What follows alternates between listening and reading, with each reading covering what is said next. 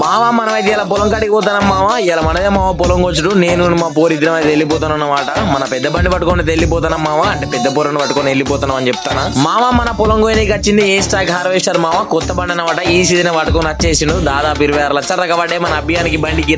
బండి కూడా గుద్దవాళ్ళు నడుతుంది మామ. ఎందుకంటే కొత్త బండి కాబట్టి ఇప్పుడు మంచిగా నడుతుంది అనిపిస్తా అంటే ఒక 2-3 సంవత్సరాలు ఏర్పడుతుంది దీని కథ కూడా. మామ అమ్మ అయితే పొద్దుగానే వెళ్ళిపోయింది మా పొలం కాడికి. చుట్టుపక్కల కడలు పోతాయి కదా ట్రాక్ హార్వెస్టర్ పోతుంది వీటిని కోయనీకి. ఇక మన ట్రాక్ హార్వెస్టర్ డీజిల్ అయిపోయినట్టున్నది. మన అబ్బిగడ డీజిల్ పోసుకుంటారు మామ. మన పొలం అయితే ఒక 15-20 రోజుల ముందు కోసేది మామ. అప్పుడు మిషన్ చక్కగా దొరకక ఇప్పుడు కోసలు అవుతుంది. అందుకే కొంచెం పొలం మొత్తం గోరిపోయినట్టున్నది.